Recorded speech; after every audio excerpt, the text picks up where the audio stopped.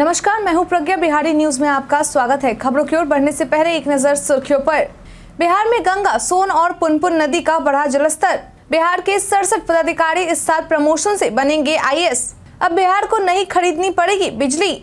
श्रावणी मेले की तैयारियों को दिया जा रहा अंतिम रूप। वर्ल्ड कप 2023 में टीम इंडिया की नैया पार कराने को लेकर क्रिस गेल ने की भविष्यवाणी। इसके साथ ही बढ़ते हैं शाम तक की बड़ी खबरों की ओर विस्तार से। एसएससी में एमटीएस व हवलदार के 1558 पदों पर निकली भर्ती। बीते दिन एसएससी की ओर से मल्टीटास्किंग स्टाफ और हवलदार के 1558 पदों पर भर्ती करने के लिए भर्ती परीक्षा 2023 का नोटिफिकेशन जारी कर आवेदन की शुरुआत कर दी गई है, जो कि 21 जुलाई तक चलेगी। ऐसे में इच्छुक उम्मीदवार आवेदन करने के लिए 21 जुलाई तक एसएससी की आधिकारिक वेबसाइट ssc.nic.in पर जाकर आवेदन कर सकते हैं। मालूम हो कि एसएससी की ओर से जारी किए गए कैलेंडर के अनुसार यह भर्ती 14 जून को आनी थी, लेकिन कुछ तकनीकी कारणों से उस समय जारी नहीं हो सका। आपकी जानकारी के लिए बता दें कि हवलदार पद पर चयनित होने वालों की तैनाती central board of indirect tax and custom और सेंट्रल ब्यूरो ऑफ नारकोटिक्स में होगी। बता दें कि इसकी परीक्षा 1 से 29 सितंबर तक कराई जाएगी। बिहार में गंगा, सोन और पुनपुन नदी का बढ़ा जलस्तर। राज्य में हुई बारिश की वजह से बिहार के कई नदियों का जलस्तर बढ़ने लगा है। बता दें कि राज्य में पिछले 24 घंटे में नदियों के जलस्तर में 8 से 10 सेंटीमीटर तक की बढ़ोतरी हो चुकी है। हालांकि अब भी गंगा समेत कई नदी ऐसे हैं जो खतरे के निशान से लगभग 7 मीटर नीचे है, लेकिन इसके बावजूद भी जलस्तर में लगातार बढ़ोतरी हो रही है। आपकी जानकारी के लिए बता दी कि नेपाल में होने वाली बारिश के कारण बिहार की राजधानी पटना के दीघा घाट पर गंगा नदी का जलस्तर पिछले 24 घंटे में 7 सेंटीमीटर बढ़ गया है। वहीं गांधी घाट पर जलस्तर बढ़कर 10 सेंटीमीटर हो गया है। हाथीदह में गंगा नदी का जलस्तर 8 सेंटीमीटर बढ़ गया है। वहीं अगर सोन नदी की बात करें तो इसका जलस्तर स्थिर है, जबकि पुनपुन नदी के जलस्तर में भी बढ़ोतरी हो गई है। बता दें कि श्रीपालपुर में पुनपुन नदी का जलस्तर 8 सेंटीमीटर बढ़ गया है। बिहार के 67 पदाधिकारी इस साल प्रमोशन से बनेंगे आईएएस। पिछले 4 साल से बिहार प्रशासनिक सेवा से रुका आईएएस के प्रमोशन का लेकर राज्य सरकार के द्वारा स्क्रीनिंग करके पिछले महीने योग्य अधिकारियों की सूची संघ लोक सेवा आयोग को भेज दी गई है। वहीं यूपीएससी से कुछ अधिकारियों की सेवा पुस्तिका के बारे में पूछे गए सवाल का जवाब भी जुलाई के प्रथम सप्ताह में भेज दिया जाएगा। ऐसे में यह उम्मीद की जा रही है कि यूपीएससी की ओर से जुलाई के अंतिम या अगस्त के प्रथम सप्ताह में साक्षात्कार ले लिया जाएगा। आपकी जानकारी के लिए बता दें कि वर्तमान में राज्य में बीप्रेस से आईएएस कैडर में प्रमोशन वाले 101 पद स्वीकृत है, जिनमें से अभी 70% खाली हैं। ऐसे में इस वर्ष प्रमोशन से बीप्रेस के 65 अधिकारियों का आईएएस बनाया जा सकता है। श्रावणी मेले की तैयारियों को दिया जा रहा अंतिम रूप। 4 जुलाई से बिहार के भागलपुर में अगले 2 महीने तक लगने वाले विश्व प्रसिद्ध श्रावणी मेले को लेकर तैयारियों को अंतिम रूप दिया जा रहा है। बता दें कि कांवड़ियों की सेवा के लिए जिला प्रशासन की ओर से व्यापक इंतजाम किए गए हैं। ऐसे में तैयारियों का जायजा भागलपुर के जिलाधिकारी सुब्रत कुमार सेन के द्वारा लिया गया। इस दौरान उन्होंने जानकारी देते हुए बताया कि गंगा घाट से लेकर कच्ची कांवड़िया पथ तक रोशनी, शौचालय, पेयजल एवं सुरक्षा के पुख्ता इंतजाम किए गए हैं। उन्होंने बताया कि मेले के दौरान सुरक्षा के लिए 2000 से अधिक पुलिस बल की तैनाती की जाएगी। इसके साथ ही गंगा घाट पर महिला पुलिस कर्मियों की तैनाती सादे लिबास में रहेगी। वहीं पूरे मेला क्षेत्र में सीसीटीवी कैमरे से निगरानी रखी जाएगी। इसके अलावा गंगा घाट पर वॉच टावर का निर्माण कराया जाएगा, जिस पर पुलिस बल की तैनाती रहेगी और वे निगरानी रखेंगे। अब बिहार को नहीं खरीदनी पड़ेगी बिजली। अब बिहार को किसी दूसरे राज्य से बिजली खरीदने की जरूरत नहीं है, क्योंकि अब बिहार खुद आत्मनिर्भर हो चुका है।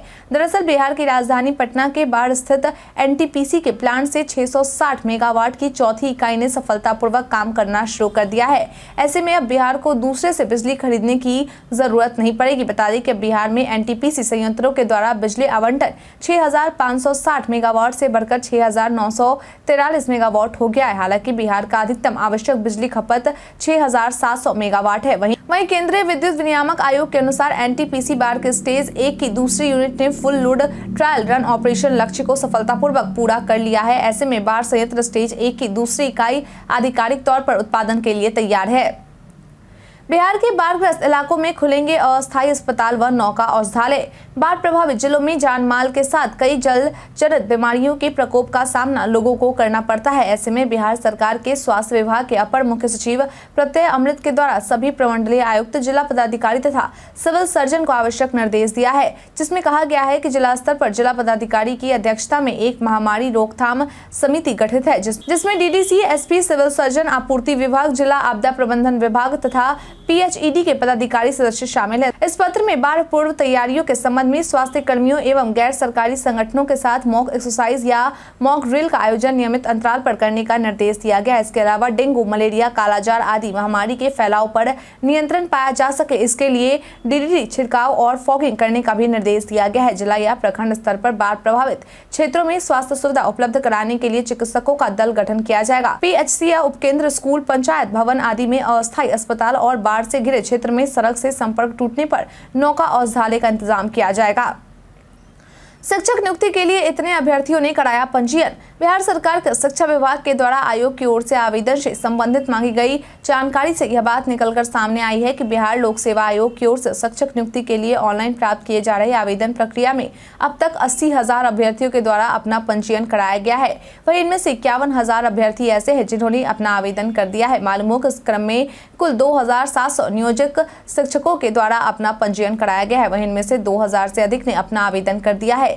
आपकी जानकारी के लिए बता दें कि इस भर्ती से 1,70,000 पदों पर शिक्षकों की बहाली की जाएगी।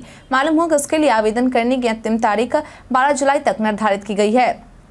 निचले इलाकों में बाढ़ का अलर्ट जारी। नेपाल में हुई मूसलाधार बारिश के बाद जलस्तर बढ़ने के कारण इंडो नेपाल बॉर्डर पर स्थित गंडक बराज के सभी 36 फाटक खोलकर वाल्मीकि नगर गंडक बराज से 1,26,000 क्यूसेक पानी छोड़ा गया है। ऐसे में अब गंडक नदी के जलस्तर में वृद्धि हो गई है, इसलिए हालात को ध्यान में रखते हुए निचले इलाकों में बाढ़ का अलर्ट जारी कर दिया गया है। इसके साथ ही जल संसाधन विभाग के द्वारा अभियंताओं को सतत निगरानी के आदेश दिए गए हैं, जिसके बाद बराज नियंत्रण कक्ष में 64 की मॉनिटरिंग हो रही है। वहीं प्रशासन की ओर से निचले इलाके में रहने वाले लोगों को सुरक्षित स्थानों पर जाने का आदेश दे दिया गया है। आपकी जानकारी के लिए बता दें कि गंडक बराज की कैपेसिटी 8 लाख क्यूसेक की है। बिहार संपर्क क्रांति एक्सप्रेस में लगी आग। आज यानी कि शनिवार सुबह दरभंगा से नई दिल्ली जा रही बिहार संपर्क क्रांति एक्सप्रेस में अचानक से आग लग गई, जिससे कि यात्रियों के बीच अफरा तफरी का माहौल बन गया।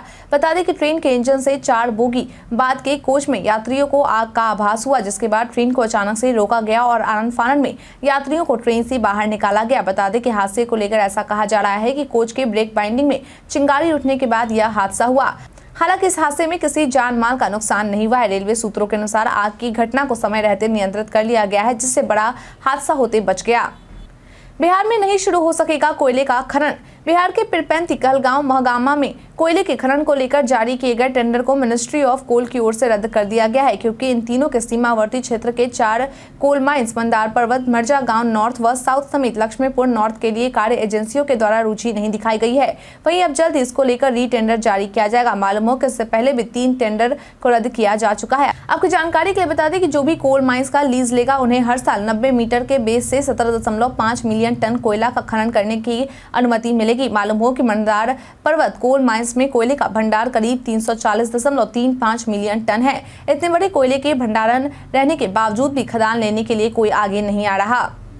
अमरनाथ यात्रा की हुई शुरुआत। आज यानी कि 1 जुलाई से अमरनाथ यात्रा की शुरुआत हो गई है, जो कि कुल 62 दिनों तक चलने वाली है।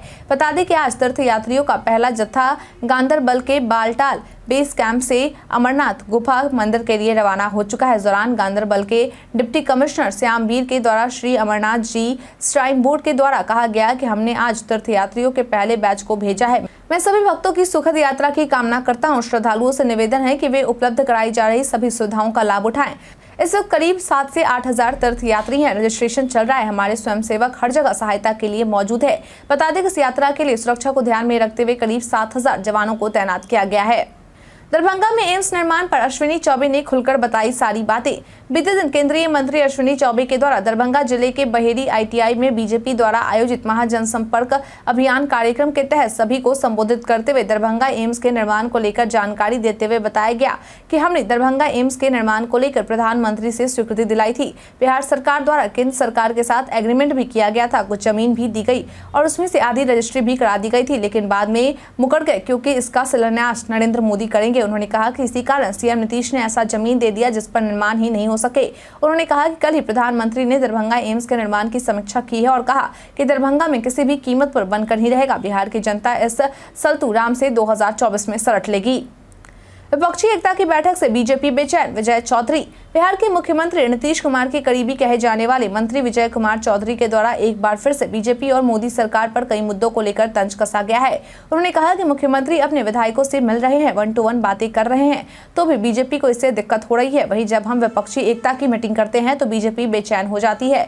इसके साथ ही अब विपक्षी एकता की दूसरी मीटिंग जो बेंगलुरु में होने वाली है उसको भी लेकर बीजेपी घबराई हुई है। उन्होंने बताया कि बारिश के मौसम में शिमला में विमानों की लैंडिंग में परेशानी होती है, यही वजह है कि शिमला से बेंगलुरु को शिफ्ट किया जाए। इसके साथ ही उन्होंने चुनाव को लेकर कहा कि जेडीयू चाहती है कि आज ही लोकसभा चुनाव हो जाए। लोकसभा चुनाव अगर पहले भी हुआ तो बिहार के साथ साथ जेडीयू भी तैयार है। वर्ल्ड कप 2023 में टीम इंडिया की नैया पार कराने को लेकर क्रिस गेल ने की भविष्यवाणी। वर्ल्ड कप 2023 में टीम इंडिया की नैया पार कराने को लेकर वेस्टइंडीज के दिग्गज बल्लेबाज क्रिस गेल के द्वारा टाइम्स ऑफ इंडिया के साथ बातचीत करते हुए कहा गया कि उनके मुताबिक विश्व कप में भारतीय टीम के सबसे अहम खिलाड़ी जसप्रीत बुमराह और सूर्य कुमार यादव साबित होंगे। उन्होंने कहा कि जसप्रीत बुमराह जाहिर तौर पर मुझे उम्मीद है कि वह वापसी करने में सफल रहेंगे। बुमराह और सूर्य कुमार भारत के लिए प्रमुख खिलाड़ी होंगे। इसके साथ ही उन्होंने एसएच और भारत पाकिस्तान राइवलरी की तुलना पर अपनी बात रखते हुए कहा कि भारत पाकिस्तान एसएच से काफी बड़ा है, यह बेहद विशाल है। विश्व स्तर पर बिलियन लोग इससे मुकाबले को देखते हैं 15 अक्टूबर को क्या होता है। मैं भी इस मैच को देखने वाला हूँ। जानिए आज बिहार में क्या है पेट्रोल डीजल के रेट। बिहार में आज यानी शनिवार को पेट्रोल डीजल के रेट जारी किए गए। इसके बाद राजधानी पटना में आज पेट्रोल 107.24 रुपए और डीजल 94.04 रुपए प्रति लीटर में मिल रहा है। मुजफ्फरपुर में पेट्रोल 108.05 रुपए और डीजल 94.77 रुपए प्रति लीटर मिल रहा है। वहीं पूर्णिया में पेट्रोल की कीमत 108.82 रुपए और डीजल 95.5 रुपए प्रति लीटर है। भागलपुर में पेट्रोल की कीमत 107.98 रुपए और डीजल की कीमत 94.71 रुपए प्रति लीटर निर्धारित की गई है। इसके साथ ही गया में पेट्रोल की कीमत 108.31 रुपए और डीजल कीमत 95.04 रुपए प्रति लीटर है। बता दें कि बिहार में पेट्रोल का रेट सबसे ज्यादा किशनगंज में है, जहां पेट्रोल 109.60 रुपए प्रति लीटर और डीजल 96.23 रुपए प्रति लीटर की दर से मिल रहा है।